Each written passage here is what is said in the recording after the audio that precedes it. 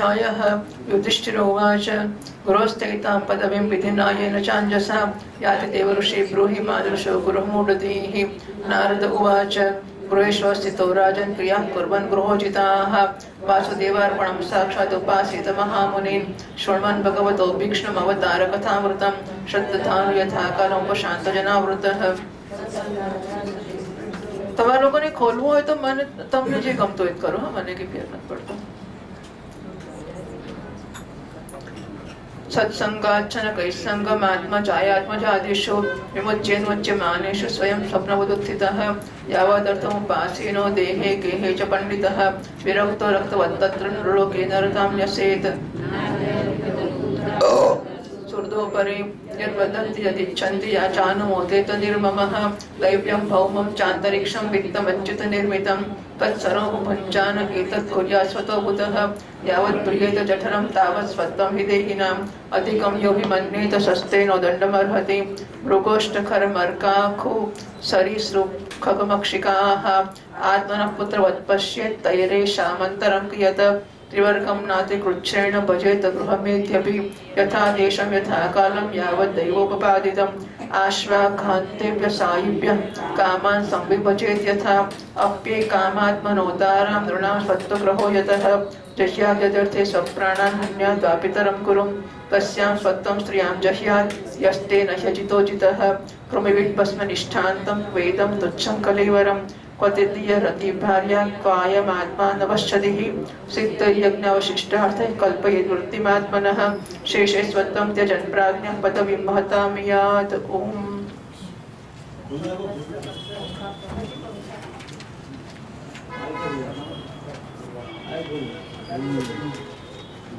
14મા અધ્યાયમાં ગૃહસ્થ સંબંધી સદાચારનું વર્ણન કરવામાં આવી રહ્યું છે. રાજા યુધિષ્ઠિર પૂછે દેવર્ષિ નારદજી, મારા જેવા ગુણાસક્ત ગૃહસ્થ વગર વિશેષ પરિશ્રમને આ પદને કયા સાધનથી પ્રાપ્ત કરી શકે છે? કૃપા કરીને મને બતાવો. યુધિષ્ઠિરનું જીવન તો ભગવાનને સમર્પિત જ છે. એ ઘરમાં રહેવાની વાત કરે છે. વાસનાને કારણે ઘરમાં રહેવું હોય, ભગવાન માટે કશો ત્યાગ ના કરવો હોય અને ઘરમાં રહેવાની વાતો કરી પછી એ ઠીક નથી. હા, નારદજી કહે છે યુધિષ્ઠિર, મનુષ્ય ગૃહસ્થાશ્રમમાં રહે અને ગૃહસ્થ ધર્મ અનુસાર બધા કામ કરે, પરંતુ એને ભગવાન પ્રત્યે સમર્પિત કરી દેવા જોઈએ અને મોટા મોટા સંત મહાત્માઓની સેવા પણ કરવી જોઈએ. તો ગૃહસ્થાશ્રમમાં રહેવું હોય, લોકો કહે છે નરસિંહ મહેતા ક્યાં બહાર ગયા હતા? એ તો ગૃહસ્થ હતા, પેલા ગૃહસ્થ હતા, પેલા ગૃહસ્થ હતા. હવે સામે તો કે તું નરસિંહ મહેતો થાય ત્યારે પૂછવા આવો છે. એને નરસિંહ મહેતા થવું નથી, વાતો નરસિંહ મહેતા ની કરવી છે.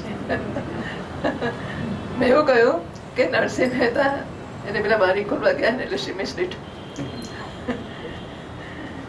નરસિંહ લોકો કહે કે ગૃહસ્થ છોડવાની જરૂર છે. નરસિંહ મહેતા તો ગૃહસ્થ હતા, ઘરમાં રહેતા હતા, પેલા ઘરમાં રહેતા હતા. પેલા ક્યાં ગુરુ કરવા ગયા હતા? મીરાન ક્યાં ગુરુ હતા? નરસિંહ ક્યાં ગુરુ હતા? અરે તું નરસિંહ થાય ત્યારે ના કરતો ગુરુ, અત્યાર તો કર. આ તારે પૂછવું છે કોઈ ગુરુ હશે તો પૂછવું છે ને, ક્યાં પૂછવા જઈશ? એટલે એ બધાની વાતો ના કરવી. ગૃહસ્થ થવું હોય, ગૃહસ્થ એટલે યુધિષ્ઠિર છે, એમનું આખું જીવન તો ભગવાનને સમર્પિત જ છે અને એ ઘરમાં રહેવાની વાત કરે છે. હા, વાસનાને કારણે ઘરમાં રહેવું હોય અને ભગવાન માટે કશો ત્યાગ નાશ કરવો હોય અને કંઈક હું ઘરમાં રહીને કરું, કારણ કે યુધિષ્ઠિર ઘરમાં રહ્યા હતા, તો એવું કેવું પછી ઠીક નથી, અંજય છે. ઘરમાં ક્યારે રહેવું? મનુષ્ય ગૃહસ્થાશ્રમમાં રહે અને ગૃહસ્થાશ્રમના ધર્મ અનુસાર બધા કામ કરે, પરંતુ ભગવાન પ્રત્યે સમર્પિત કરી દે. એ ગૃહસ્થાશ્રમ છે એ કર્મયોગ માટે છે, ગૃહસ્થાશ્રમ ભોગ માટે નથી. કર્મયોગ એટલે બધા વર્ણાશ્રમ ધર્મનું પાલન કરવાનું અને બધા કર્મ ભગવાનને અર્પણ કરવાના. આમાં શું મળે, પેલામાં શું મળે, બધામાં તો પડવાનું જ નહીં. પણ એના વગર મળ્યું અને ભોગવવું ખરું કે નહીં? જો ગૃહસ્થ લોકો આપણા બધા બહુ સિન્સિયર હોય, બિચારા ધર્મને અનુસરનારા લોકો છે અને એકંદરે ભગવાન એવી સગવડ આપે છે કે નિષ્કામ થવાનું આપણને પોષાય છે. હા, સમજો, આપણને એકંદર એવી સગવડ છે કે હું તમારું થોડું કામ કરું કે તમારી પાછળ 5 પૈસા ખર્ચું, તમે કશું ના કરો મને ખોટ નથી પડવાની. એમાં થાય હશે જા જવા દો, 5 પૈસા આની પાછળ થોડા હું કરું, થોડી પેલી સેવા કરો, થોડું આમ કરો. એટલે હું વળતી અપેક્ષા રાખ્યા વગર કશું કરું એવું મારી માટે શક્ય છે, આપણે બધાને માટે. આપણા ગૃહસ્થો છીએ તો આપણે માટે એક બહુ મુશ્કેલ વસ્તુ નથી કે ઘરમાં રહીએ અને કોઈને મદદ કરીએ, સગવડ કરીને આમ તેમ બધું કરીએ. આપણે કરી શકીએ છીએ આ બધી વસ્તુઓ. તો પછી આપણને જે ધર્મના અનુસરણથી ભોગ મળ્યા, ખોટું કામ કર્યા વગર આપણી પાસે જે પૈસા છે અને જે નાનો મોટી વસ્તુઓ છે, બહુ આપણા સ્તરનો કે મોટા શેઠિયા જેવું ને, પણ આપણું જે છે એમને ભોગવવી, એમાં કંઈ ખોટું કરવું કે નહીં. બરાબર? ધર્મથી મળેલી વસ્તુ છે અને ધર્મની મર્યાદામાં રહીને તો કશું ખોટું કરવું કે નહીં. ખોટું નહીં ને? ખોટું કરવું કે નહીં? જરા અંદર અંદર વાત કરી લો. આ કહે છે કે ખોટું છે, આ કહે છે ખોટું નથી.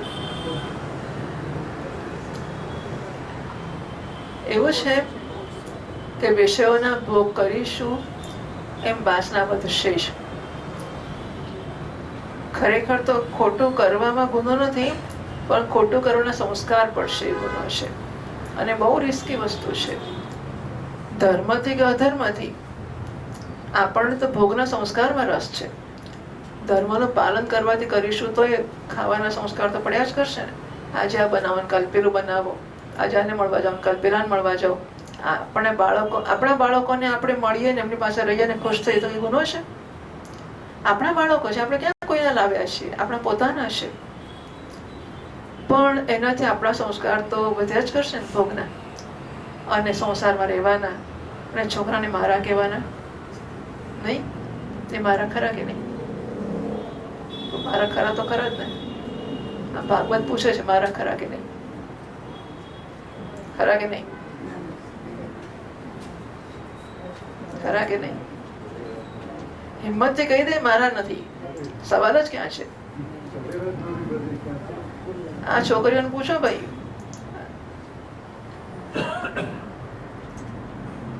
કારણ કે એ અત્યંત પ્રામાણિક છે. બીજા પ્રામાણિક છે નથી કેવું મારે, એટલે આપણે કશું બોલો એટલે બહુ રિસ્કી હોય છે કશું બોલવાનું. પણ એવું છે કે એ એટલી બધી ભોળી છોકરીઓ છે કે એ એમ વિચારે કે હું જ્યારે કહું કે મારું નથી કહીશ તો મારું મટી જશે. એ ચિંતાનો વિષય છે.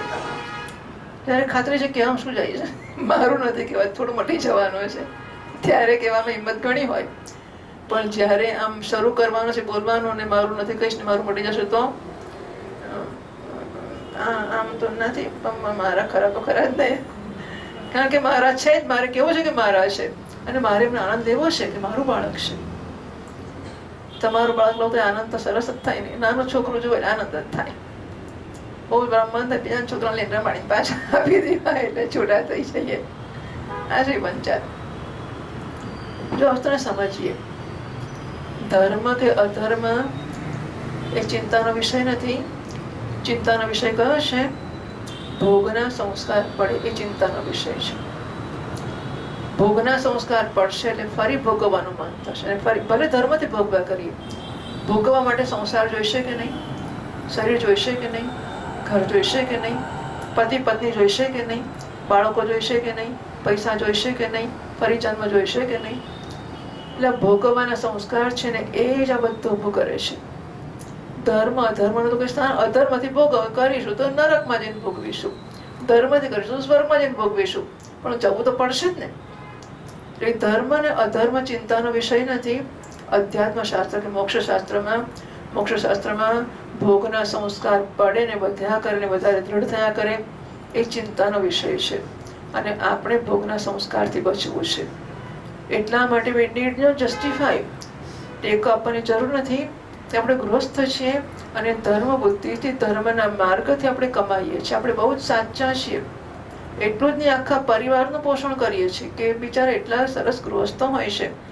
એટલે સમાજમાં ગૃહસ્થો તરીકે અત્યંત આદરણીય અને શુદ્ધ અને પવિત્ર. કેટલા લોકો પોતાના 5-7 ભાઈ બહેન બધો પેલો કમાતો જ, પેલો કમાતો જ નથી, પેલો બેહી જ રહ્યો છે, પેલો એટલે બધું સાચું. આપણે રામજીભાઈ યાદ કર્યા, એનું નામ બોલાય નહીં મારાથી, પણ એમને યાદ કરીને કહું છું કે કેટલાક 5-7 ભાઈઓ અને બધા એમને પોતાનું છોકરું નહીં પાછું. હા, પેલા બધાના છોકરા એટલે સતત આને ખાવાનું ભર્યા બેન, પેલાનું આ કરે, પેલાનું પેલું કરે, પેલા બધા કઈ ભૂલી ગયા કે શું હતું એમનું. કુટુંબમાં બહુ મેનેજમેન્ટ નહોતી એમની, અને આ પતિ પત્ની નોકરી કરે અને છોકરા નહોતા, એટલે પછી એમની ચિંતા કર્યા કરે. જો ગૃહસ્થ તરીકે સારી વસ્તુ છે, કારણ કે આપણે ભોગવ્યા કરીશું એમાંથી થોડો કાપ પડશે તો ભોગવવાનું ઓછું થશે, પણ ઓછું તો ઓછું ભોગવવાના સંસ્કાર તો થશે જ ને. સમજ્યા? એટલે આપણે ચોથા ધોરણ કરતા પાંચમું ધોરણ બહુ જ સારું છે, પણ આપણે પાંચમા પાસ થઈને છઠ્ઠામાં જઈ શકતા હોઈએ તો પાંચમું સારું ખરું કે નહીં? નહીં? એવું છે. અધર્મ છોડીને ધર્મ કરી શકતા હોઈએ, ધર્મ કરવો જ જોઈએ, અધર્મ છોડવો જ જોઈએ, પણ ધર્મને છોડીને મોક્ષ પ્રાપ્ત કરી શકતા હોઈએ તો ધર્મથી મળેલા ભોગને પણ પકડી રાખવાની જરૂર ખરી કે નહીં? ધર્મથી મળેલા છે, મારા પોતાના કમાયેલા, પરસેવો પાડીને કમાયેલા છે, અને હું ને મારા પતિ બંને જણા, પેલો માણસ નોકરી કરતો, હું નોકરી ના કરું તો ઘર ચલાવું છું, ઘરની વિગતે વાપરું છું, કસર કરું છું, ઘર બધું સરસ રીતે ચલાવું છું. મોટો પ્રધાન છે. જૂના જમાનામાં ત્રેવડ ત્રીજો ભાઈ એવું કહેવાતું હતું. હા, ત્રેવડ કસર. સ્ત્રીઓને નોકરીની જરૂર નહોતી પડતી, કારણ કે ત્રેવડ કરતી હતી, ત્રીજા ભાઈનું કામ કરતી હતી. બરાબર છે કે નહીં? ત્રેવડ એટલે કસર. હા, આવક ક્યાં હતી? કેટલી આવક હતી? એક પૈસા. પેલા મને કઈ ત્રણ આના કે ત્રણ શું કઈ કેટલો પગાર હતો? કયો પગાર હતો? રહેનારા ઘરમાં કેટલા હતા? મારી માં પરણીને આવી ત્યારે એના ઘરમાં ખાડિયામાં એક જ રૂમ, અને રૂમની અંદર પગાર તો કઈ અહીંયા આયા ત્યારે પગાર 60 રૂપિયા કોણ કેટલો હતો? ખાડિયામાં શું હશે ભગવાન જાણે. અને ત્યારે તો 15 માણસ કેટલા રહેનારા એક રૂમની અંદર તો હતા. જેઠ રહેતા હોય ના બધા નથી ગણાવતી. અને રેશનનું કાર્ડ કાઢે, એનું એક નામ એકલા પપ્પાનું, અને 25 જણાનું ખાવાનું ઘરમાં ચાલતું હોય. આપણે બધાના ઘરોમાં છે જ આવું બધું. એટલે આ તો ભૂલી જ જાઓ. ત્રેવડ ત્રીજો ભાઈ, આ બધી વસ્તુ વિચાર કરો તમે, કેટલી ઉત્તમ પરંપરા હતી. એ વસ્તુ ફેંકી દેવાની, માં શું નવી લઈ આવવાની? પેલો તો મહેનત કરીને કમાવાનું ફેંકી દેવાનું છે ને માટે પણ આઉટ ના. આ પ્રકૃતિ બને છે નથી. આપણને ભોગવવાની અને વેડફવાની પ્રકૃતિ બની જતી હોય છે. આપણી જાણ બહાર થઈ જાય છે. એક ટીપું પણ ભલે મફત આવ્યું હોય, સો વોટ, હું વેડફી ના શકું એને. એટલે ગમે તે વસ્તુ હોય, પણ જો કંજૂસ એ જુદી વસ્તુ છે, પણ જીવનમાં કસર તો હોવી જ જોઈએ. ચાલે જ. આ બધી તો ધર્મ વિરુદ્ધની પ્રકૃતિઓ છે, અને ધર્મની વિરુદ્ધનું માનસ છે અધ્યાત્મ માટે તૈયાર નહીં થાય. ભાઈ તમને તકલીફ શી છે? હવે પંખા ચલાવ્યા છે, શું કરવું છે? બધાને શું કરવું છે? બતાવે ને.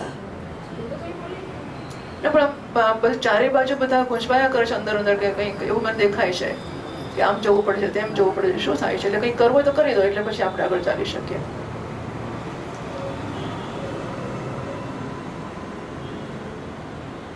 છે કઈ તો આમ કશું ચાલ્યા કરે છે ને? શું છે?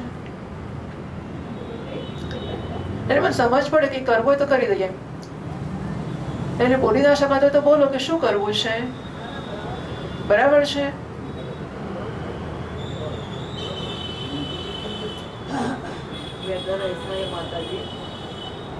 એટલે પછી આ જ છે, જે છે તે આ જ છે.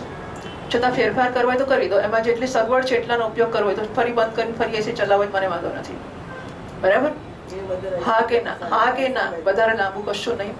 કરવું છે એ કરો, નથી કરવું ના કરો. તો ચૂપચાપ સાંભળો. પછી બહુ સરસ. સરસ છે.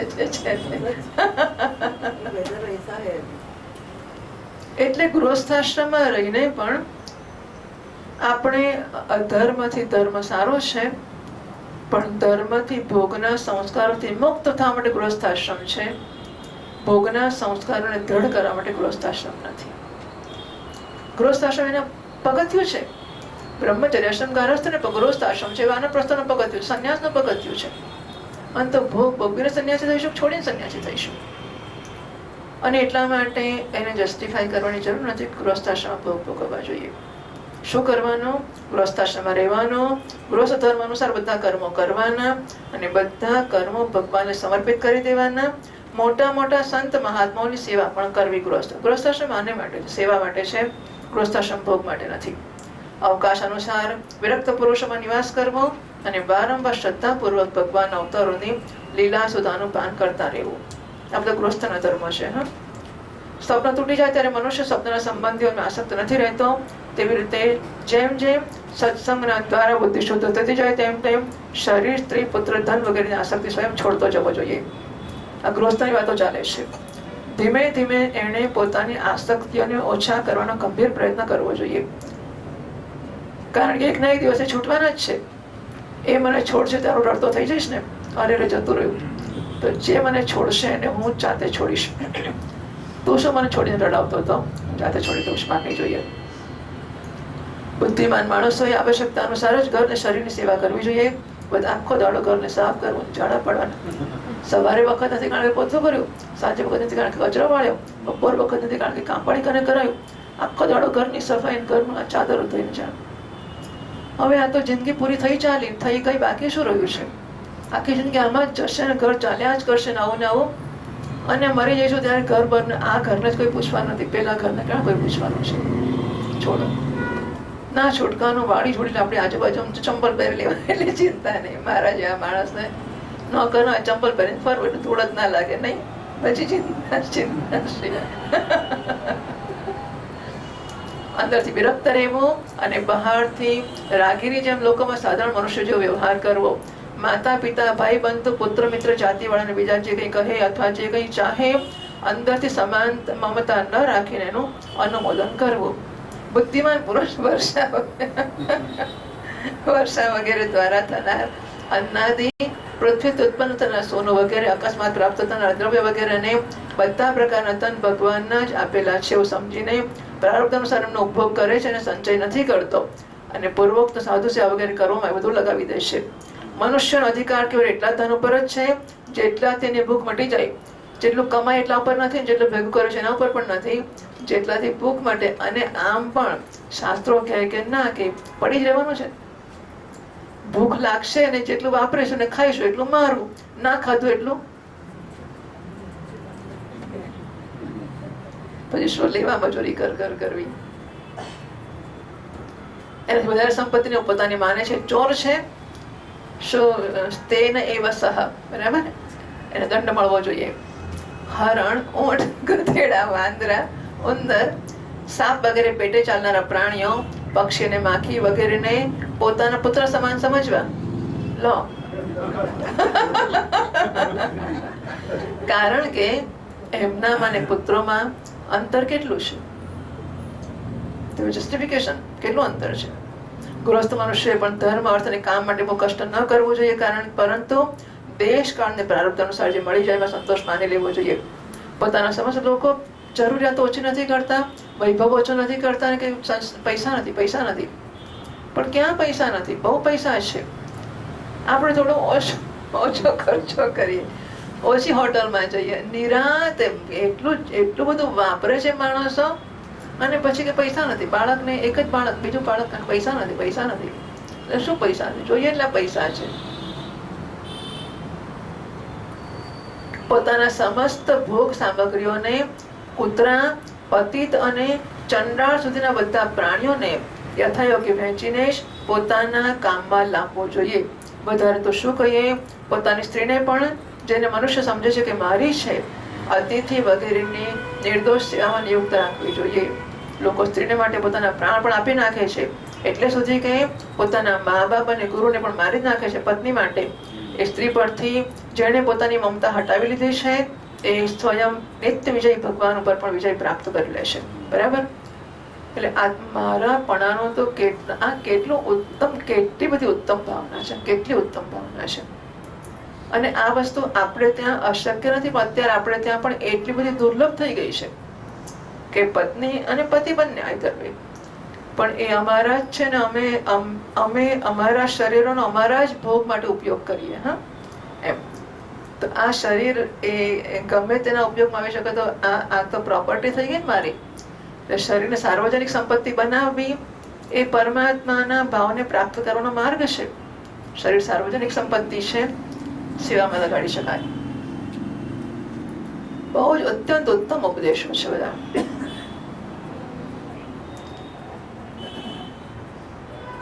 આ શરીર અંતમાં કીડા, વિષ્ઠા અને રાખનો ઢગલો થઈને જ રહેવાનું છે. ક્યાં આ તુચ્છ શરીર અને એને માટે જેમાં આસક્તિ થાય છે સ્ત્રી, અને ક્યાં પોતાના મહિમાથી આકાશને પણ ઢાંકી દેનારો અનંત આત્મા. ગૃહસ્થે પ્રારબ્ધથી પ્રાપ્ત અને પંચયજ્ઞ વગરથી બચેલા અન્નને જ પોતાના જીવન નિર્વાહ માટે વાપરવું જોઈએ. જે બુદ્ધિમાન પુરુષ આના સિવાય બીજી કોઈ પણ વસ્તુમાં સ્વત્વ નથી રાખતો એ સંતનું પદ પ્રાપ્ત કરે છે. 15મા શ્લોકથી વાંચીએ. દેવાન ઋષીન્દ્ર ભૂતાનિ પિતૃનાત્માનમન્વહં સૌરત્યાગવિત્તવિત્તેન રજેત પુરુષં પૃથક યર્હાત્મનોધિકારાદ્યઃ સર્વાસ્યુર્યજ્ઞ સંપદઃ વૈતાનિકેન વિધિના અગ્નિહોત્રાદિના યજેત ન યજ્ઞમુખતોયં વૈ ભગવાન સર્વયજ્ઞમુખ इच्छेत हविषाराजन् यथा विप्रमुखे हुतैः तस्मात् ब्राह्मण देवेषु मर्त्यादिषु यथार्हतः तैस्तैः कामर्यजस्वैनं क्षेत्रज्ञं ब्राह्मणाननो कुर्यादापरपक्षीयं मासि प्रोष्ठपदे द्विजः श्राद्धं पित्रोर्यथा वित्तं तद्बन्धूनां च वित्तवान् अयने विशुभे कुर्याद्वतीपाते दिनक्षये चन्द्रादित्योपरागे च द्वादशे श्रवणेषु च तृतीयायां शुक्लपक्षे नवम्यामथ कार्तिके चतस्रश्रव्यष्टकासु हेमन्ते शिशिरे तथा माघे च सप्तम्यां मकाराकाशमागमे राकया चानुमत्या वा मासर्क्षाणयुतान्यपि द्वादश्यामनुराधास्या श्रवणस्तिस्र उत्तराः तिस्रष्वेकादशी वासु जन्मर्क्षश्रोणयुगयुग त एते श्रेयसः काला नृणां श्रेयो विवर्धनाः कुर्यात् सर्वात्मनैतेषु श्रेयो मोघं तदायुषः एषु स्नानं जपो होमो व्रतं देवद्विजार्चनं पितृदेव नृभूतेभ्यो यद्दत्तं तद्धनश्वरम् संस्कारकालो जायाय अपत्यस्यात्मनस्तथा प्रेतसंस्थामृताश्च कर्मण्यभ्युदये नृप अथ देशान्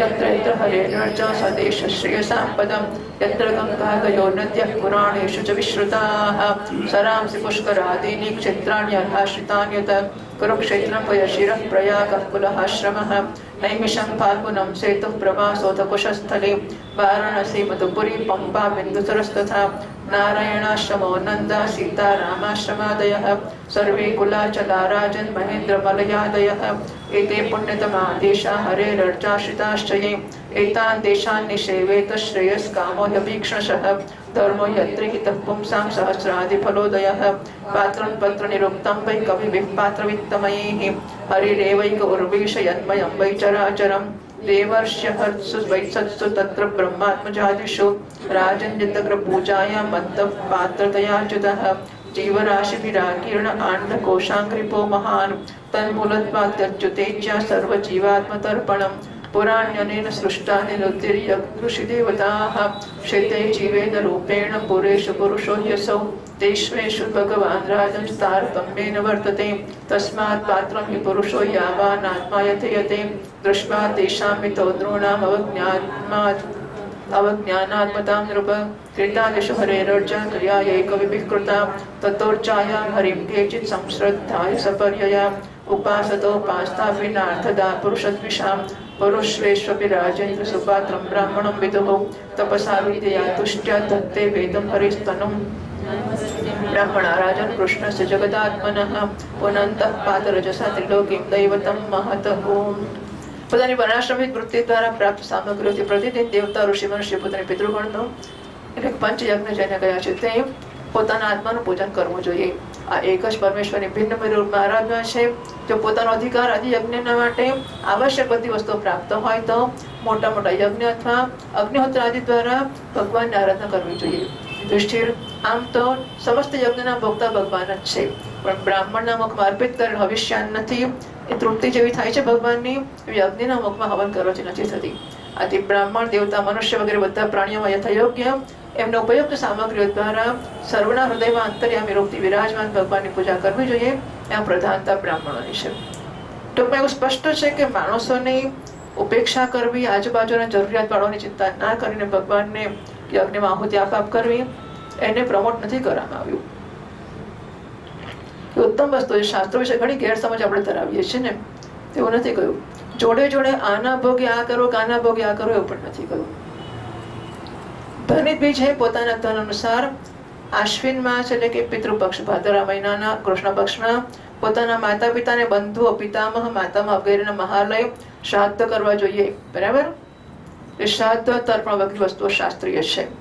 આ સિવાય અયન કર્ક અને મકરની સંક્રાંતિ, વિશ્વ તુલાની મેષની સંક્રાંતિ, વ્યતિપાત દિનક્ષય ચંદ્રગ્રહણ સૂર્યગ્રહણના સમયે, દ્વાદશીના દિવસે શ્રવણ ઘની ધનિષ્ઠા અને અનુરાધા નક્ષત્રમાં વૈશાખ શુક્લ તૃતીયા અક્ષય તૃતીયા, કાર્તક સુદ નવમ અક્ષય નવમી, અઘન એટલે માક્ષર, પોષ મહા અને ફાગણ આ 4 મહિનાની બાદ આઠમ, માઘ શુક્લ સપ્તમી, માઘની મઘા નક્ષત્રથી યુક્ત પૂર્ણિમા અને પ્રત્યેક મહિનાની એ પૂર્ણિમા જે પોતાના માસ નક્ષત્ર ચિત્રા વિશાખા જ્યેષ્ઠ આદિથી યુક્ત હોય, ચૈતન્ય પૂર્ણ હોય કે અપૂર્ણ હોય, દ્વાદશી તિથિના અનુરાધા શ્રવણ ઉત્તરા ફાલ્ગુની ઉત્તરાષાઢ ઉત્તરા ભાદ્રપદના સાથે યોગ, એકાદશી તિથિના 3 ઉત્તરા નક્ષત્રના યોગ અને જન્મ નક્ષત્ર કે શ્રવણ નક્ષત્રથી યોગ, આ બધા સમયે પિતૃગણના શ્રાદ્ધ કરવા માટે યોગ્ય અને શ્રેષ્ઠ છે. લો 1000 ટૂંકમાં રોજ કરી નાખો. બીજું શું, આટલું યાદ રાખવું અને કરવું એના કરતા પિતૃનો કેટલો આદર છે એની વાત છે.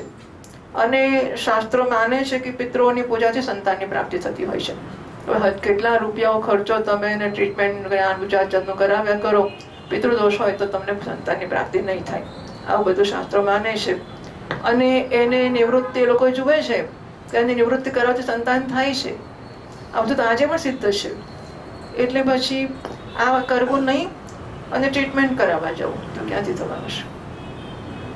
એવાની અંદર કે છે એટલે હું તો કહું છું.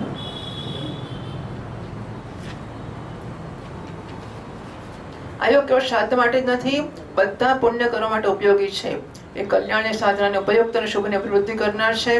આ અવસરો પર પોતાની પૂરી શક્તિ લગાવીને શુભ કર્મો કરવા જોઈએ. એમાં જીવનની સફળતા છે. અશુભ સંયોગોમાં જે સ્નાન જપ હોમ વ્રત અને દેવતા અને બ્રાહ્મણની પૂજા કરવામાં આવે છે અને જે કંઈ દેવતા પિતૃ મનુષ્ય અને પ્રાણીઓને સમર્પિત કરવામાં આવે છે એનું ફળ અક્ષય થઈ જાય છે. યુધિષ્ઠિર આ પ્રકારે સ્ત્રીના પુંસવન વગેરે, સંતાન આઝાદ કર્માદિ વગેરે અને પોતાના યજ્ઞ દીક્ષા વગેરે સંસ્કારોના સમયે શવદાહના દિવસે અથવા વાર્ષિક શ્રાદ્ધના ઉપલક્ષ્યમાં અથવા અન્ય માંગલિક કર્મોમાં દાન વગેરે શુભ કર્મ કરવા જોઈએ. યુધિષ્ઠિર, હવે હું એ સ્થાનોનું વર્ણન કરું છું જે ધન વગેરે શ્રેયની પ્રાપ્તિ કરાવનારા છે. સૌથી પવિત્ર દેશ એ છે જ્યાં સત્પાત્ર મળે છે. જો ગંગા કિનારે જાઓ એટલે સરળ દેશ એવું નથી, સત્પાત્ર. સ્વામીજી મહારાજ કહે છે કે ગંગામાં જવાથી મોક્ષ થતો હોય તો બહુ માછલા નાય છે ગંગામાં. એટલે મહાપુરુષ મળીને સત્સંગ થાય એનાથી સારો કોઈ દેશ નથી, એનાથી સારો કોઈ પુણ્ય નથી, કોઈ કશી જ વસ્તુ એનાથી ઉત્તમ નથી. મહાત્મા મળીને સત્સંગ મળે શ્રેષ્ઠ સમય છે, શ્રેષ્ઠ સ્થળ છે, શ્રેષ્ઠ તીર્થ છે, શ્રેષ્ઠ શુભ કર્મ છે, બધું શ્રેષ્ઠ વસ્તુ છે. મહાત્મા મળે શ્રેષ્ઠ વસ્તુ છે.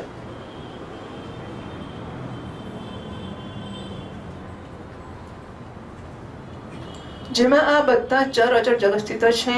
એ ભગવાનની પ્રતિમા જે દેશમાં હોય, જ્યાં તપ વિદ્યા અને દયા વગેરે ગુણોથી યુક્ત બ્રાહ્મણના પરિવાર નિવાસ કરતા હોય, તથા જ્યાં જ્યાં ભગવાનની પૂજા થતી હોય અને પુરાણ પ્રસિદ્ધ ગંગા વગેરે નદીઓ હોય, એ સ્થાનો પરમ કલ્યાણકારી છે.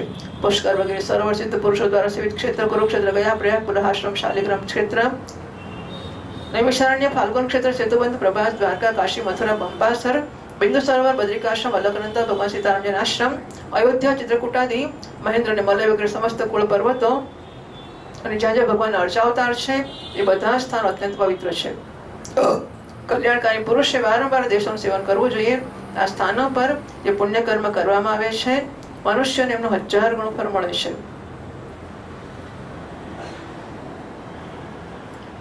એવો એક શ્લોક છે, અન્ન ક્ષેત્રે કૃતમ પાપમ તીર્થ ક્ષેત્રે વિનશ્યતિ, તીર્થ ક્ષેત્રે કૃતમ પાપમ વજ્રલેપો ભવિષ્યતિ. બીજા ક્ષેત્રમાં જે પાપ કર્યા હશે તીર્થમાં જવાથી ધોવાઈ જશે, પણ તીર્થમાં જેને પાપ કરીશું તો વજ્રલેપ બની જશે, એ કોઈ ધોવાશે નહીં. પછી યુધિષ્ઠિર, પાત્રનો નિર્ણય કરવાના પ્રસંગમાં પાત્રના ગુણોને જાણનાર વિવેકી પુરુષ એકમાત્ર ભગવાનને જ સત્પાત્ર કોને કહ્યું કે ભગવાન સત્પાત્ર છે. આ ચરાચર જગત એમનું સ્વરૂપ છે. હવે તમારા આ યજ્ઞની વાત છે. હવે યુધિષ્ઠિરનો પેલો રાજસી યજ્ઞ ચાલતો હતો ને એની વાત ચાલે છે. દેવતા, ઋષિ, સિદ્ધ, સનકા અગ્ર પૂજાને માટે ભગવાન શ્રી કૃષ્ણને જ પાત્ર સમજવામાં આવ્યા. તો ત્યાં બધી બહુ ચર્ચા થઈ છે ભાઈ કે અગ્ર પૂજા કોની કરવી યજ્ઞમાં, કારણ કે યજ્ઞ થયા પછી શ્રેષ્ઠ જે વ્યક્તિને સમજવામાં આવે એની પૂજા પહેલી કરવાની. તો ક્યાંક એવું કહ્યું કે નકુળે કહ્યું છે, આપણું કયા પુસ્તકમાં વસ્તુ હશે, ભીષ્મ સ્તુતિમાં. ભીષ્મ સ્તુતિમાં એક શ્લોક આનો છે, જેની ચર્ચા કરી છે કે કોની અગ્ર પૂજા કરવી. એની મહાભારતમાં જુદા પ્રકારની વાત છે, ભાગવતમાં જુદા પ્રકારની વાત છે. તો એ અગ્ર પૂજાની ચર્ચા થઈ, જોડે શ્રી કૃષ્ણની અગ્ર પૂજા કરવામાં આવી, બીજા બધાને ના કરવામાં આવી. એમાં શિશુપાળને ગુસ્સો થયો. પછી આ ગોવાળીઓને એની પૂજા કરી તમે, અમે આવડા મહાન બેઠા છીએ. એમાં પછી ભગવાને ગાળો ખાતા ખાતા છેવટ માથું કાપી નાખ્યું. અસંખ્ય જીવોથી ભરપૂર આ બ્રહ્માંડ મહાવૃક્ષ ને એકમાત્ર મૂળ ભગવાન શ્રી કૃષ્ણ છે. આથી એમની પૂજાથી સમસ્ત જીવોના આત્માની તૃપ્તિ થઈ જાય છે. પણ મનુષ્ય, પશુ, પક્ષી, ઋષિ, દેવતા વગેરેના શરીર પૂરોની રચના કરી છે, અને એ જ એ પૂરમાં જીવવૃત્તિ શયન કરે છે. પુરઃ પુરુષામ આવિશત તતસ્સ પક્ષી ભૂતમાં, આપણો મંત્ર ઉપનિષદનો મંત્ર છે.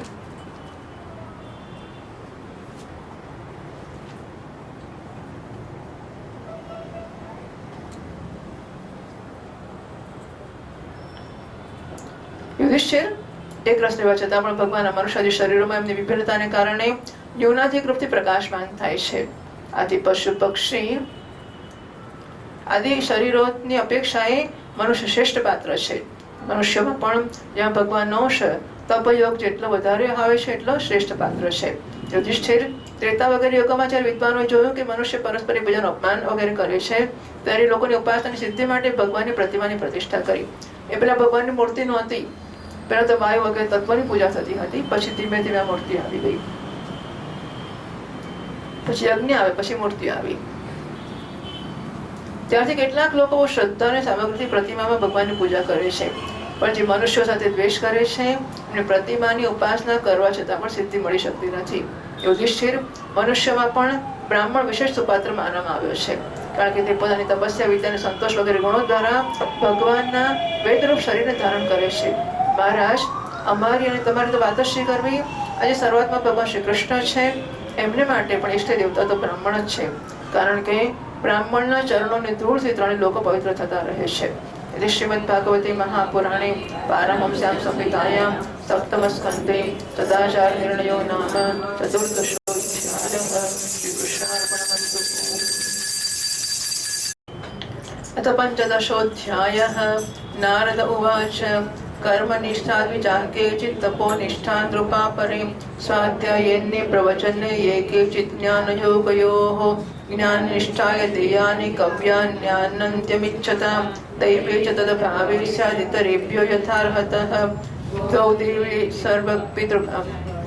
दैवे पितृकार्ये त्रीनेकैकमुभयत्र वा भोजयेत्सु समृद्धोऽपि श्राद्धे कुर्यान्न विस्तरम् देशकालोचित श्रद्धा द्रव्यपात्रार्पणानि च सम्यक् भवन्ति नैतानि विस्तरा स्वजनार्पणात् देशे काले च सम्प्राप्ति मन्यन्नं हरिदैवतं श्रद्धया विधिवत्पात्रे न्यस्तं कामधुवक्षयं देवर्षिपितृभूतेभ्य आत्मने स्वजनाय च अन्नं संविभजन् पश्येत् सर्वं तत्पुरुषात्मकं न दद्यादामिषं श्राद्धे न चाद्यात् धर्मतत्त्ववित् मन्यन्नैष्यात् परा प्रीतिर्यथा न पशुहिंसया नैतादृशः परो धर्मो नृणां सद्धर्ममिच्छतां न्यासो दण्डस्य भूतेषु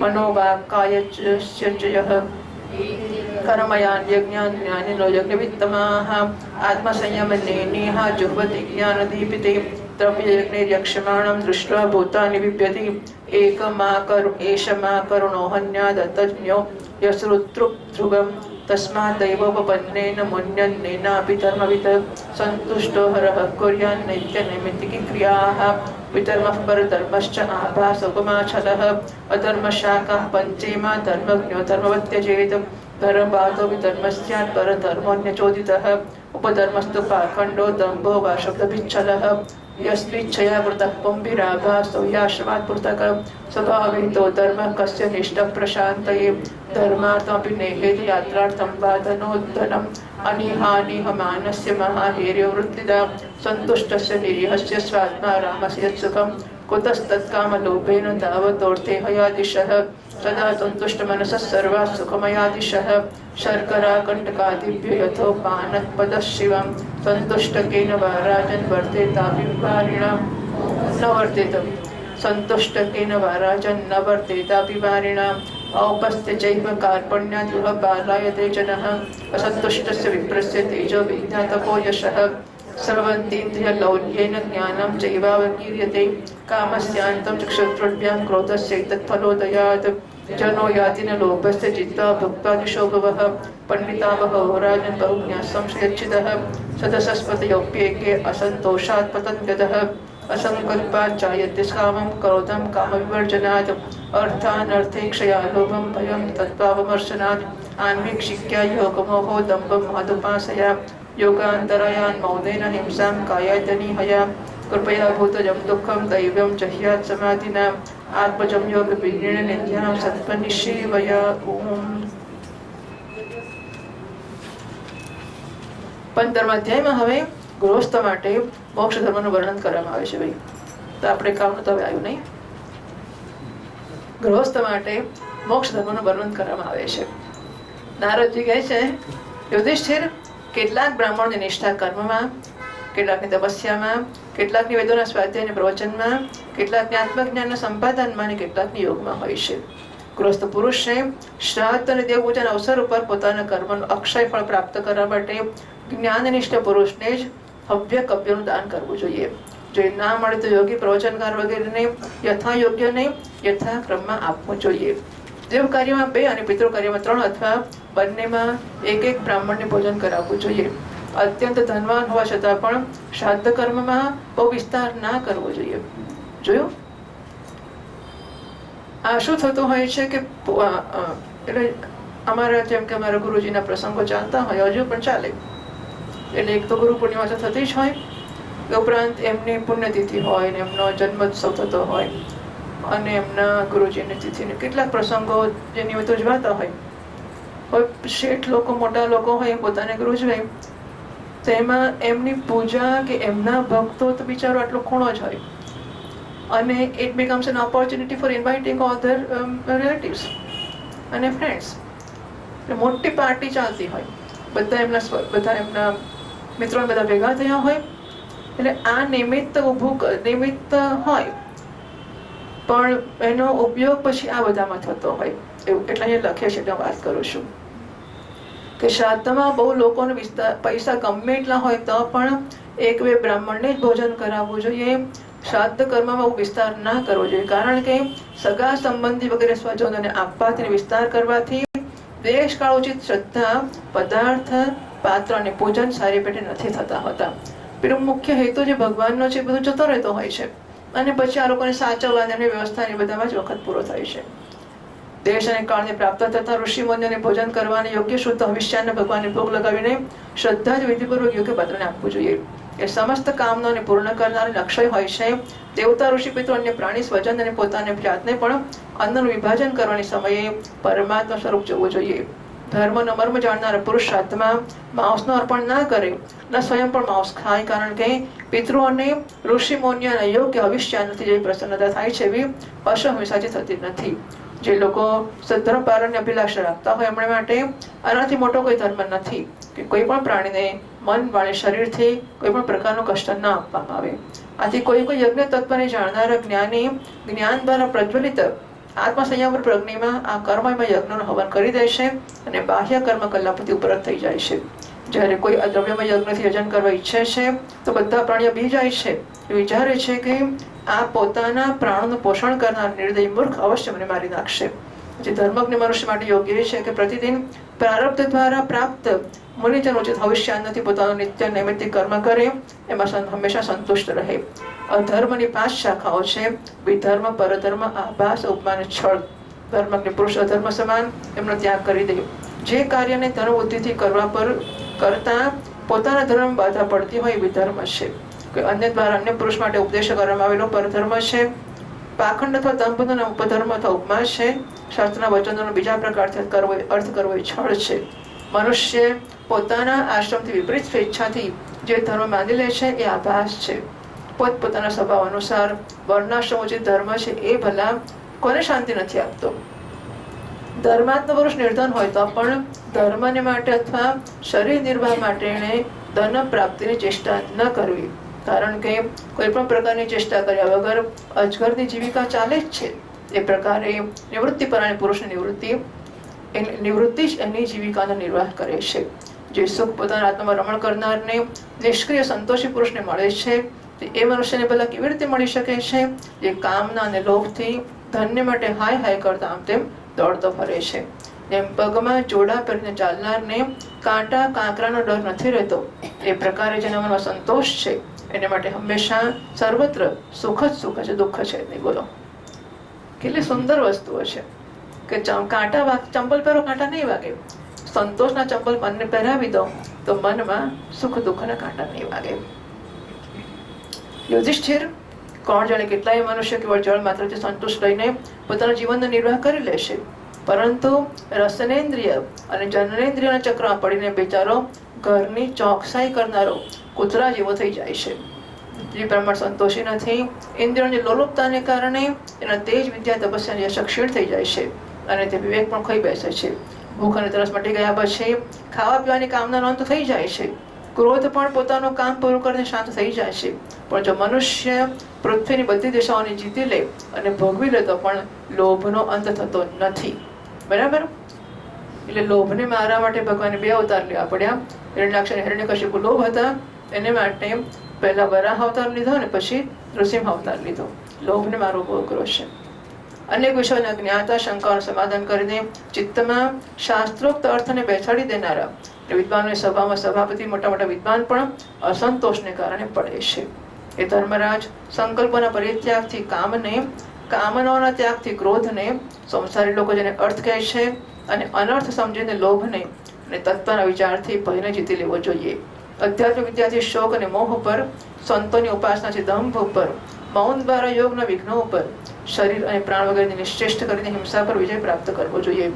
આદિ ભૌતિક દુઃખ અને દયા દ્વારા, આદિ દૈવિક ને વેદના ને સમાધિ દ્વારા, આધ્યાત્મિક દુઃખને યોગ બળ દ્વારા અને નિદ્રાને સાત્વિક ભોજન, સ્થાન, સંગ વગેરે સેવન દ્વારા જીતવી જોઈએ. 25મા શ્લોકથી વાંચીએ. હા, શું થયું? 25મા શ્લોકથી વાંચીએ. બરાબર છે?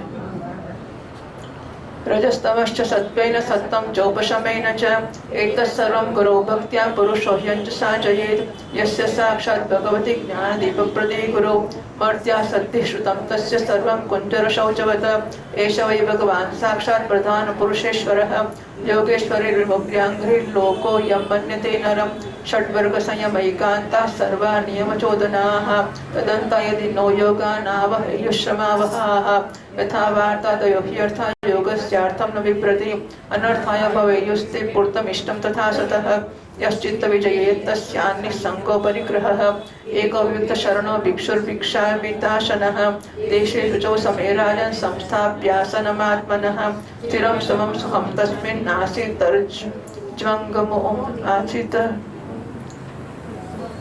ज्वङ्गमोमिति देशे शुचौ समे राजन् संस्थाप्यासनमात्मनः स्थिरं समं सुखं तस्मिन् नासीत्तर्ज्वङ्गोमिति प्राणापानो सन्निरुध्यात् पूर्वकुम्भकरेचकैः यावन्मनस्त्यजेत् कामान् स्वनाशाग्रनिरीक् यतो यतो निस्तरति मनः कामः.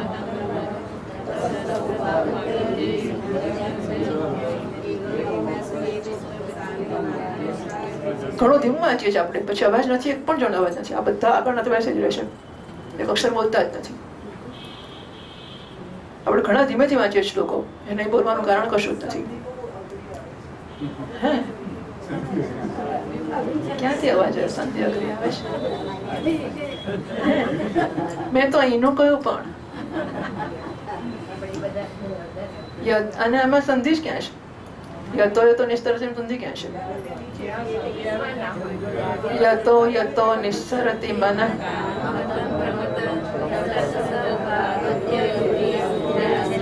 एवमप्यस्य तश्चित्तं काले नाल्पयसायतेः अनिशं तस्य निर्वाणं यात्य निन्दनवन्निवत्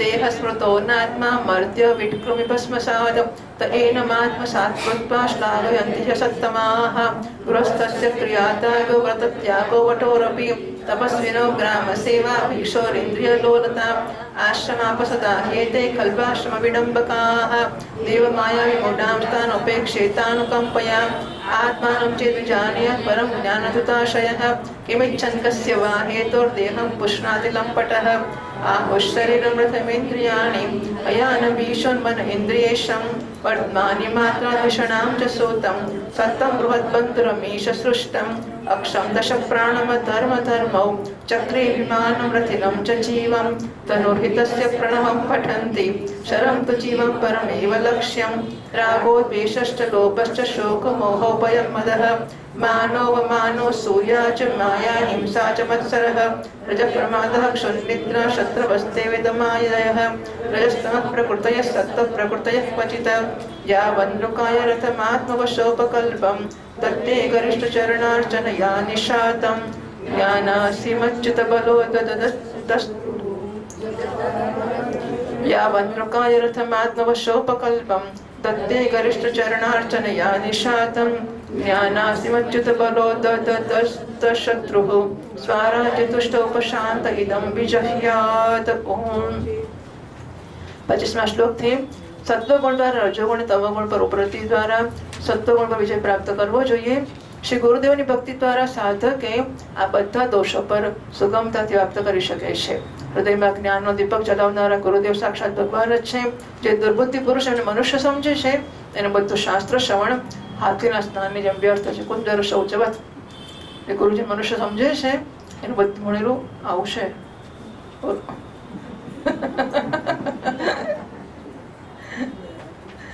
મોટા મોટા યોગેશ્વરો જેમના ચરણ એટલે કે ગુરુજી માણસ સમજવા એટલે શું તો માણસ છે પછી આપ તો ભગવાન આપણે થોડી ભૂખ લાગે આપણે ઠંડી ગરમી થોડી લાગે એવું નહીં પછી કરવાનું। ગુરુજી માણસ નથી એટલે શું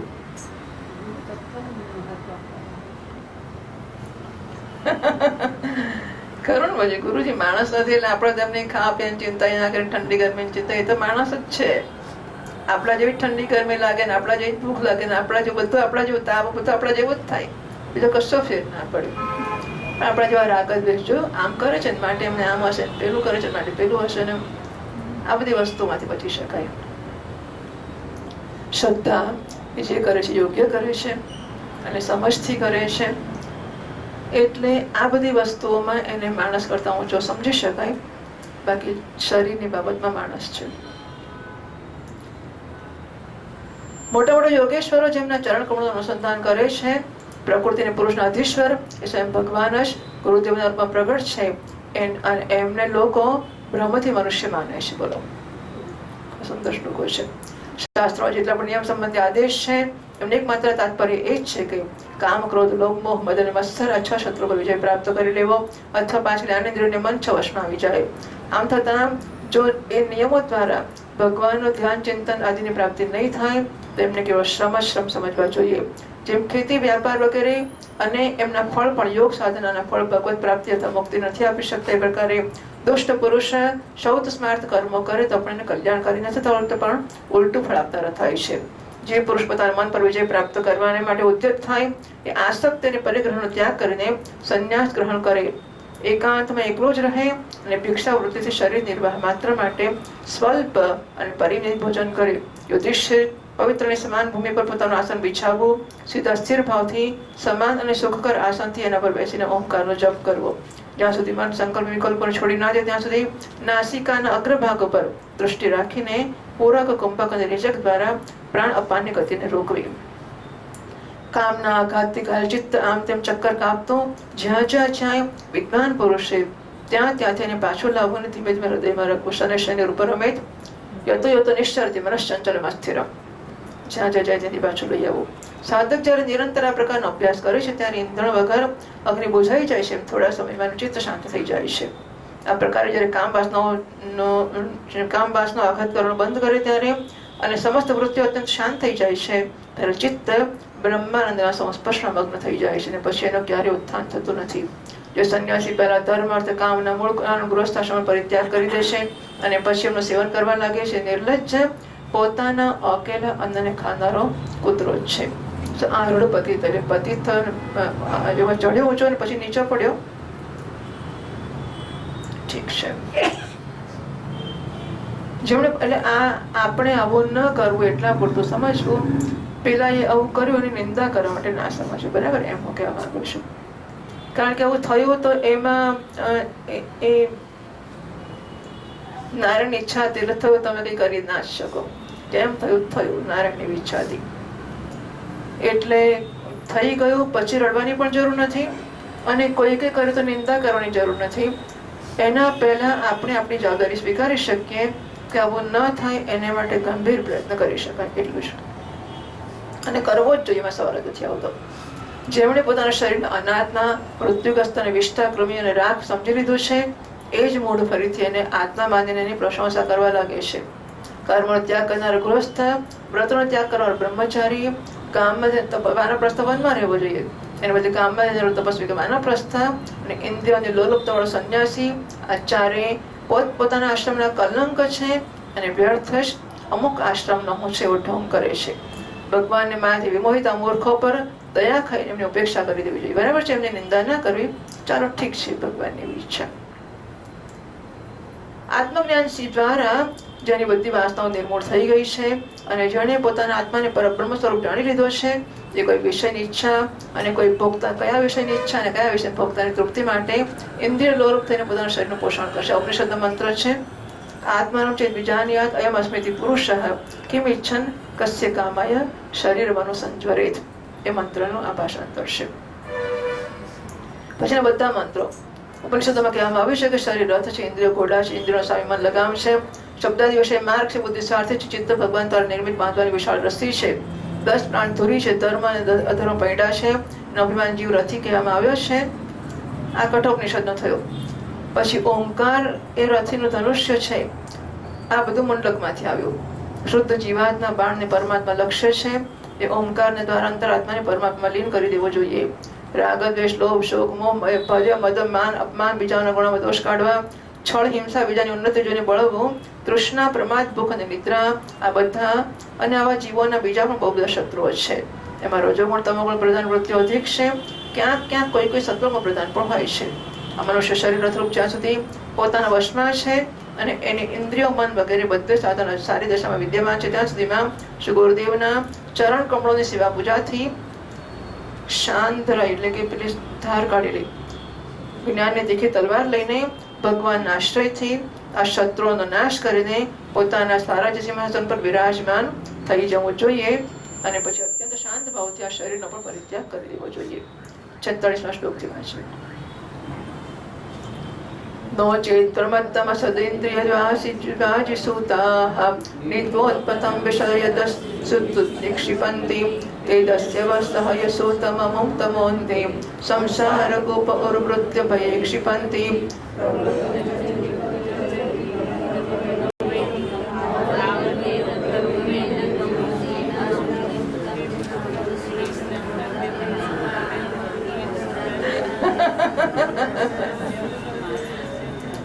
પ્રવૃત્તમ ચ નિવૃત્તમ ચ. આપણે બધા પારાયણ કરવા બેઠા છે ને આપણે કરીએ એવું ઈચ્છનીય છે કારણ કે આપણી ઈચ્છા છે કે આપણે પારાયણ કરીએ છીએ. સો લેટ અસ ટ્રાય, આપણે પ્રયત્ન કરીએ અને કરીએ પારાયણ.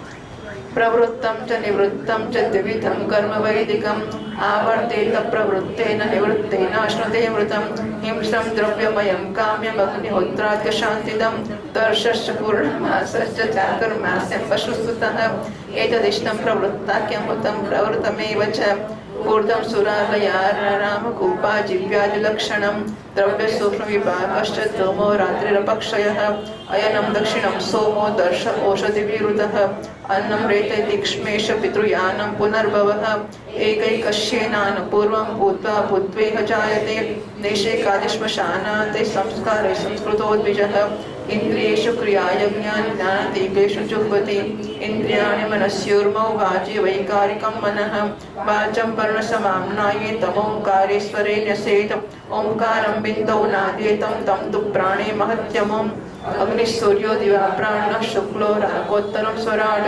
विश्वस्तैज संप्राज्ञ स्तूर्य आत्मा समन्वयात् देवयानमिदं ब्राह्मणभूत्वा भूत्वानुपूर्वशः आत्मयाज्युपशान्तात्मा ह्यात्मस्थो न निवर्तते य एते पितृदेवानामय नैवेद्यनिर्मिते शास्त्रेण चक्षुषा वेदतनस्थोऽपि न मुह्यति आदावन्ते जनानां सद्बहिरन्तः परावरं ज्ञानं ज्ञेयं वचो वाच्यं तमो ज्योतिस्वयं सायं वासो यथा वस्तुतया स्मृतः दुर्घटत्वादैन्द्रियकं तद्वदर्थविकल्पितं क्षित्यादीनां विहार्थानां छाया न कतमापि न संघातो विकारोऽपि न पृथक्नान्वितो मृषा धातवो वयविद्वाच् तन्मात्रावयवैर्विना न स्युर्ह्यसत्यवयविनयसन्नवयवोऽन्ततः। ચાલો આટલા પછી કરીશું, નહીં તો જરાક પણ પ્રમાદ થઈ જતા ઇન્દ્રિય વિદુષ્ટ ઘોડાઓ અને એમની મિત્રતા રાખનાર બુદ્ધિ પછાડથી રથના સામે જીવને ખોટે રસ્તે લઈ જશે અને વિષયરૂપી લૂંટારાનો હાથ આપી દેશે. એ ડાકુઓ સારથીને ઘોડા સહિત જીવને મૃત્યુ જેવા અત્યંત ભયંકર ઘોર અંધકારમય સંસારના કુવામાં ફેંકી દેશે. વૈદિક કર્મ બે પ્રકારના છે. એક તો એ જે વૃત્તિઓને એમના વિષય તરફ લઈ જાય છે, પ્રવૃત્તિ પરક, અને બીજા એ જે વૃત્તિઓને એમના વિષયોથી પાછા ફારીને શાંત અને આત્મ સાક્ષાત્કાર યોગ્ય બનાવી દેશે. નિવૃત્તિ પરક. પ્રવૃત્તિ પરક કર્માર્થી વારંવાર જન્મ મૃત્યુની પ્રાપ્તિ થાય છે. જો આમાં ધર્મની વાત નથી આવી. હા, પ્રવૃત્તિ અને નિવૃત્તિ એટલે કે એક સંસારમાં રાખનાર છે, બીજા પાછા ફેરવનાર છે. આપણે નક્કી કરેલું કે શું કરવું છે. ભલે ધર્મના માર્ગે ભોગવવું છું, કશો ગુનો નથી કરતો, મારે ફરી ફરી સંસારમાં જ રહેવું છે કે બહાર નીકળવું છે. નક્કી તો કરી શકીએ ને આપણે કે શું કરવું છે. આપણે શું કરવું છે? આપણે નીકળવું છે. આપણને એમ થાય કે આપણે બિચારા નાના છીએ અને આપણે આવો વિચાર બહાર નીકળવાનું કેવી રીતે કરી શકીએ? આપણે જરાય નાના નથી. આપણે બહુ જ મહાન છીએ, બહુ શક્તિશાળી છીએ, બહુ સમર્થ છીએ. આપણા મનમાં જો નારાયણ આપણે માટે આ યોજના કરી છે ને, આપણને સંજોગો આપ્યા કે જ્યાં આપણે એવું ભણી શકીએ છીએ, સાંભળી શકીએ છીએ, આવું વિચારી શકીએ છીએ. જો સંસારમાં તો માણસોને ધર્મનું અનુષ્ઠાન કરવા મળ્યું, એટલે આપણે સમાજમાં જોવા જાઓ તો જે માણસો પરિવારના 2, 5, 7 ભાઈ બહેનો હોય, બધા સંભાળ રાખતો હોય, આદરણીય વ્યક્તિ છે ને. તો સમાજમાં તો ખરું લક્ષ્ય માણસોનો આ જ હોય કે ઉદાર થાઓ, સમાજની સેવા કરો, લોકોને પ્રેમ કરો, લોકોને ભલું કરો. એટલે શ્રેષ્ઠ માનવામાં આવે છે. કાશ કરવું જોઈએ. આપણે એટલા શ્રેષ્ઠ થવું છે, એટલા તો થઈ ગયા આપણે. પછી શું? એટલે સમાજમાં શ્રેષ્ઠ પુરુષ કે છે આપણા સંતોષની વસ્તુ ના બની શકે. એનાથી આપણું કામ નથી થવાનું. આપણે તો બહાર નીકળવું છે. અને બહાર નીકળવું હોય તો ધર્મના માર્ગે સમાજની સેવા કે ઇષ્ટપૂર્ત કર્મો કરવા કે પછી ભોગ ભોગવવા, એનાથી આપણે આપણા જીવનને સંતુષ્ટિ પ્રાપ્ત થતી હોય તો એ નથી કરવી મારે. બરાબર છે? થઈ જાય, એમાં શું? 12મું પાસ તો થઈ ગયો, મને પાસ થયું તો ના ચાલે, મને તો 97% જોઈએ, 95% શું કરે? તો મને સંતોષ થતો હોય તો સંતોષની ઊંચાઈ વધારું કે ધર્મથી સંતોષ નહીં થાય, મારે તો મોક્ષ પ્રાપ્ત કરવો છે. આ મારી ઊંચાઈને વધારતો જો ને એ પ્રકારે પછી હું મારી જાતને ઘડતો જાઉં. એ મારા હાથમાં છે. મને આ દિશા મળી છે, દુનિયાના લોકોના દિશા નથી મળી. આ મળ્યા પછી આપણે પેલું જીવન જીવીએ એટલે આપણની વાત ખરી કે નહીં ને? બસ તો નહીં જીવું એવું તો કેવું લાગે? લોકોની વચ્ચે જઈને આપણે જેને આપણો જન્મ બગડશે એમાં કોઈને શું? આપણો જન્મ બગાડીશું લોકોને ખુશ કરવા માટે કે લોકોને સારું લગાડવા માટે. એનાથી આપણું શું ભલું થશે? એનાથી આપણને શું મળવાનું છે? ખરાબ લાગે તો ખરાબ લાગે. જે કરવું હોય તો કરે, જે થવું હોય તો થાય. હું મારી મર્યાદા નક્કી કરી લઉં કે મારે મોક્ષની પ્રાપ્તિ કરવી છે, અને આ જ જન્મમાં કરવી છે. અને આપણામાંના દરેકમાં ક્ષમતા છે. આપણામાંના દરેકમાં ક્ષમતા છે. ખાલી નબળાઈ નિશ્ચયની જ છે. પણ નિશ્ચય કરીએ કે આ કરવું જ છે તો આપણે ખાલી ભાગવત પુણ્ય પ્રાપ્તિ માટે નથી વાંચવું. બરાબર છે? આપણે આનો ઉપયોગ મોક્ષ માટે કરવો છે. જ્ઞાન અને વૈરાગ્ય ભક્તિના પુત્રો છે અને એમને જગાડવાને માટે ભાગવત છે. ભાગવત કઈ પુણ્ય કમાવા માટે નહીં, સ્વર્ગમાં જવા માટે થોડું ભાગવત જશે, સ્વર્ગમાં જવાશે. પણ ભાગવતનું ફળ એમાં પૂરું કરવાની જરૂર નથી. એ મોક્ષ આપી શકે છે. અને તો પછી આપણો શ્રેષ્ઠ પ્રયત્ન એ હોય કે જ્ઞાન અને વૈરાગ્ય મારે પ્રાપ્ત કરવા છે. પછી ઘરના લોકોને છે ને જે લાગવું હોય તે લાગે, મારે મારો જન્મ બગાડવો નથી. બસ સીધી વસ્તુ.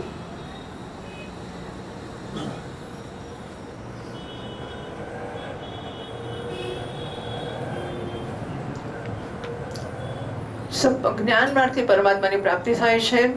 શિયનાગ વગેરે હિંસામય કર્મ, અગ્નિહોત્ર, દર્શ પૂર્ણિમા, ચાતુર્માસે પશુયાગ, વૈશ્વદી બલિહરણ વગેરે દ્રવ્યમય કર્મ ઇષ્ટ કહેવાય છે. અને દેવાલય, બગીચા, કુવા વગેરે બનાવવા, પરવ બંધાવી અને પૂર્ત કર્મ કહેવાય છે. આ બધા પ્રવૃત્તિપરક કર્મ છે ને સકામ ભાવથી યુક્ત હોવાથી અશાંતિનું કારણ બને છે. કારણ કે કામના પૂરી થાય કે ના થાય ચોરી ગરબડ રહેવાની છે. કામના હોય એટલે તકલીફ પડવાની છે. પ્રવૃત્તિ પ્રાણી પુરુષ મર્યા પછી ચરુ પૂર્વરાશાથી યજ્ઞ સંબંધિત દ્રવ્યના સૂક્ષ્મ ભાગથી બનેલા શરીર ધારણ કરીને ધૂમના અભિમાની દેવતા પાસે જાય છે. પછી ક્રમશઃ રાત્રિ કૃષ્ણ પક્ષ દક્ષિણાયન અભિમાની દેવતાઓ પાસે જઈને ચંદ્રલોકમાં પહોંચે છે. ત્યાંથી ભોગ સમાપ્ત થતા અમાવાસની ચંદ્રમાની સમાન ક્ષીણ થઈને વૃષ્ટિ દ્વારા ક્રમશઃ ઔષધિ લતા અન્ન અને વીર્યના રૂપમાં પરિણત થઈને પિતૃયાન માર્ગથી ફરી સંસારમાં પાછો જન્મ લે છે. આ બધું ઉપનિષદોમાં છે, ત્યાંથી આવે છે.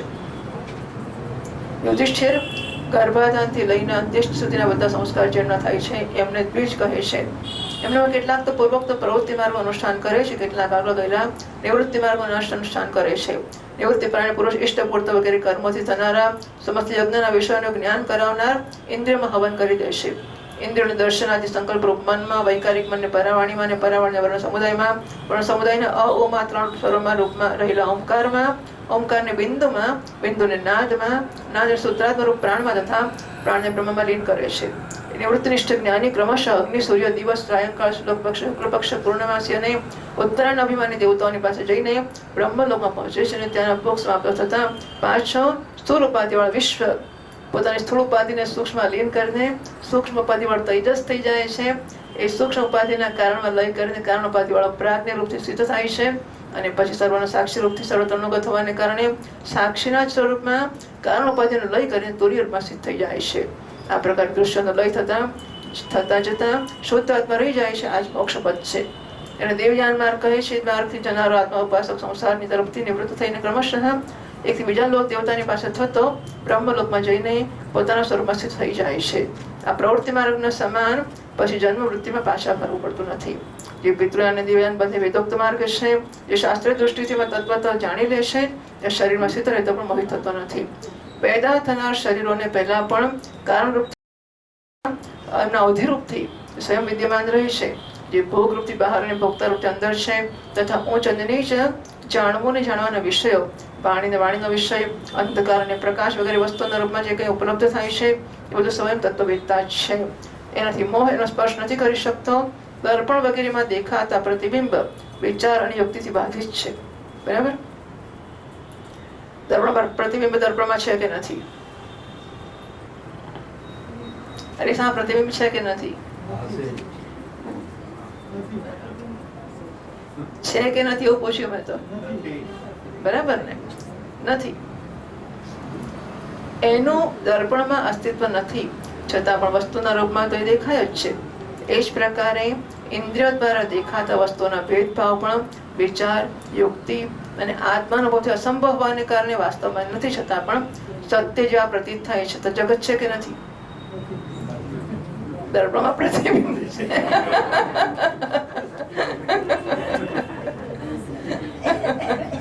હમણાં શીરા પર ખબર પડી જશે જગત છે કે નથી. પૃથ્વી વગેરે પંચભૂતોથી આ શરીરનું નિર્માણ નથી થયું. વાસ્તવિક દૃષ્ટિથી જોવામાં આવે તો ન તે પાંચ ભૂતોનો સંઘાત છે, ન વિકાર કે પરિણામ છે, કારણ કે એ પોતાના અવયવોથી પૃથક છે, ને એમાં અનુગચ્છાથી મિથ્યા છે. આ પ્રકારે શરીરના કારણે પંચભૂત પણ અવયવી હોવાને કારણે પોતાના અવયવો સૂક્ષ્મ ભૂતોથી ભિન્ન નથી, અવયવ રૂપ જ છે. જ્યારે બહુ શોધ કરવામાં આવે ત્યારે અવયવો સિવાય અવયવીનું અસ્તિત્વ મળતું નથી. આ અસત સિદ્ધ થઈ જાય છે ત્યારે આપે આપ જ સિદ્ધ થાય છે કે અવયવો પણ અસત્ય જ છે. 61મા શ્લોકથી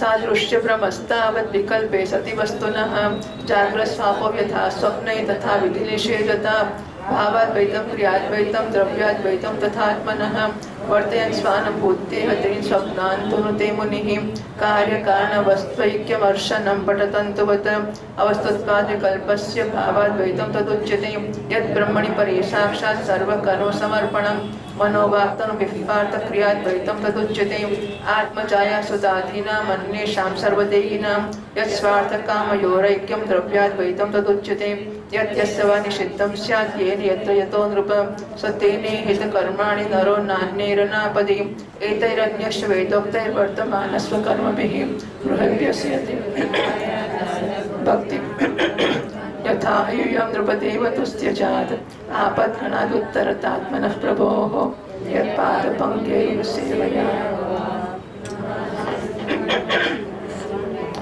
यथा ह्यूयं नृपदेव तुस्त्यजात् आपद्घ्नादुत्तरतात्मनः प्रभोः यत्पादपङ्क्तिं सेवया भवान् आहारसिन्निर्जितदिग्गजः क्रतून् अहं पुरा भवं कश्चित् गन्धर्वोपबर्हणः नाम्नातीते महाकल्पे गन्धर्वाणां सुसम्मतः रूपपेशलमाधुर्यसौगन्ध्यप्रियदर्शनः त्रीणां प्रियतमो नित्यं मत्तस्तु पुरुलम्पटः एकदा दिवसत्रे तु गन्धर्वाप्सरसां गणाः अपहूता विश्वसृक्भिर्हरिगाथोपगायने अहं च कायं तद्विद्वान् स्त्रीभिः परिवृतो गतः ज्ञात्वा विश्वसुजस्तन्मे हेलनं शेपुरोजसा याहितं शूद्रतामाशु नष्टश्रीकृतहेलनः तावद्दास्यामहं जग्ने तत्रापि ब्रह्मवादिनां शुश्रूषयानुशङ्केन प्राप्तोऽहं ब्रह्मपुत्रतां धर्मस्ते गृहमेति यो वर्णितः पापनाशनः गृहस्थो येन पदविमञ्जसान्यासिनामयात् यूयं द्रोलोकेवत भूरिभागाः लोकं पुनानामनयोभियन्ति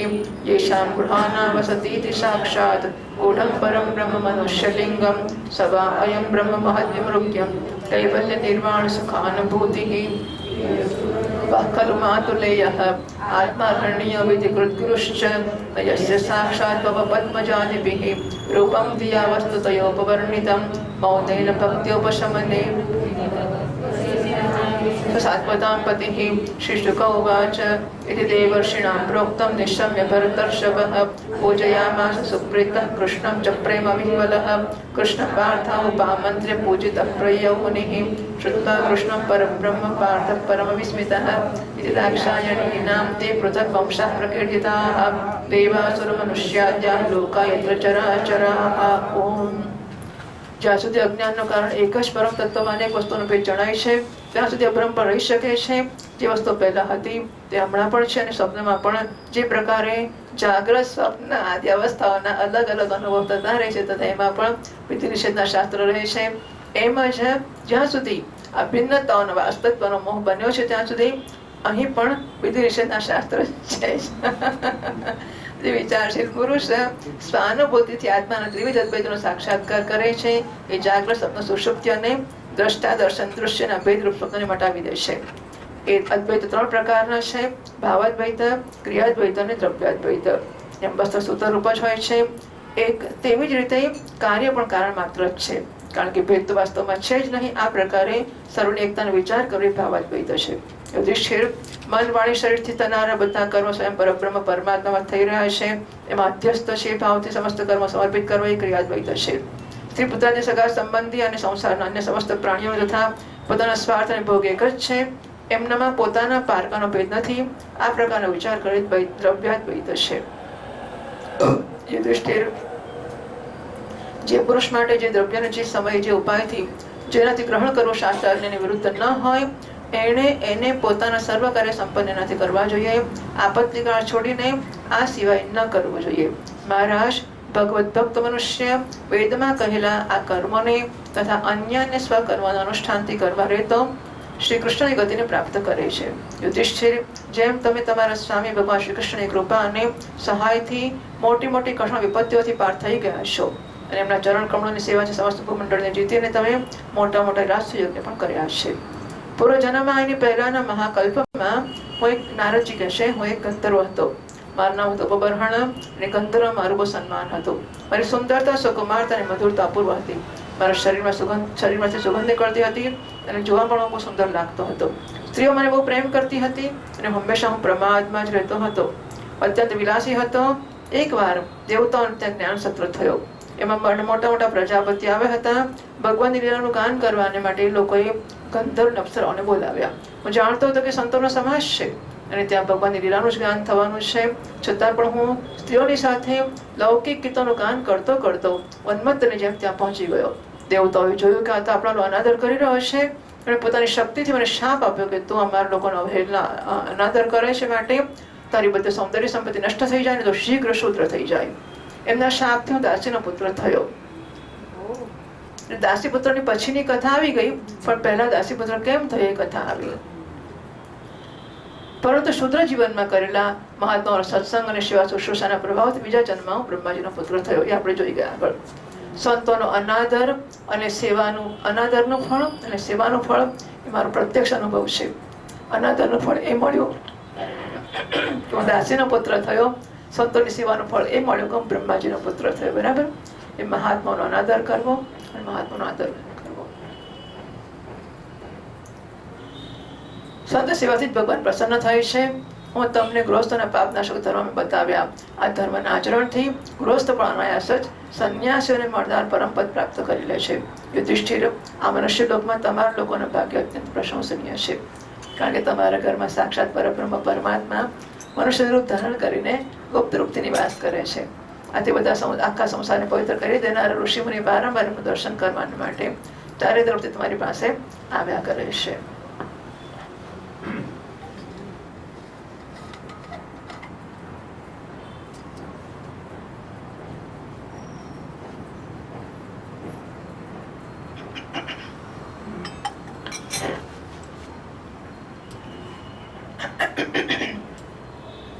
મોટા મોટા મહાપુરુષો નિરંતર જેમને શોધે છે, માયાના લેશથી રહિત પરમ શાંત પરમ આનંદ અનુભવ સ્વરૂપ પરબ્રહ્મ પરમાત્મા જ છે.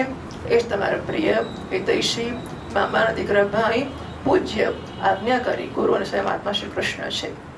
શંકર બ્રહ્મા વગેરે પણ પોતાની બધી બુદ્ધિ લગાવીને એ આ છે એવા રૂપમાં એમનું વર્ણન નથી કરી શકતા. પછી અમે તો કેવી રીતે કરી શકીએ? અમે મૌન ભક્તિ આ બધું આવી જ ગયું આગળ.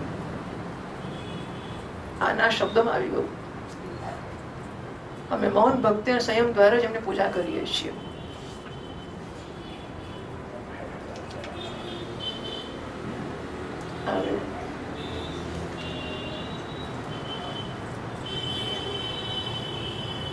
આ ત્રણેય શ્લોકો જ આખા છે આગળ.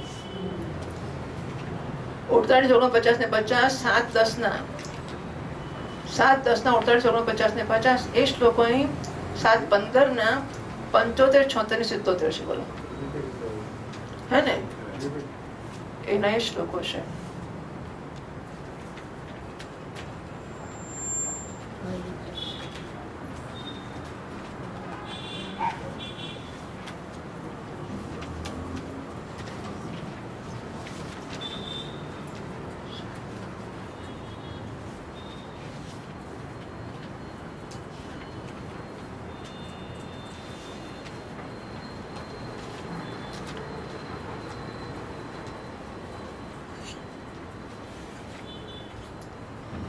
કૃપા અમારી પૂજાનો સ્વીકાર કરીને ભક્તો ભગવાન અમારા પર પ્રસન્ન રહે.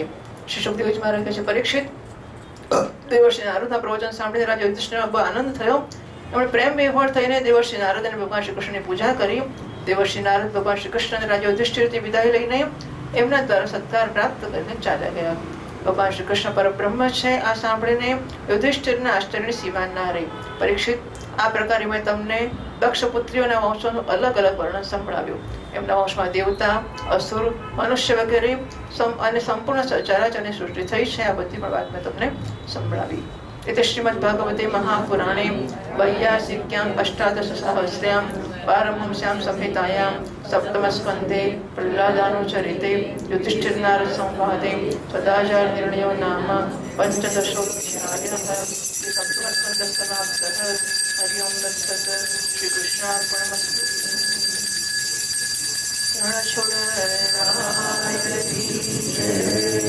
દ્વારિકાધીશ કી જય. શ્રી ગોવર્ધનનાથ કી જય. શ્યામ સુંદર શ્રી મહારાજ કી જય. સુખદેવજી મહારાજ કી જય. શ્રી નૃસિંહનારાયણ ભગવાન કી જય. શ્રી પ્રહલાદજી મહારાજ કી જય. સદગુરુનાથ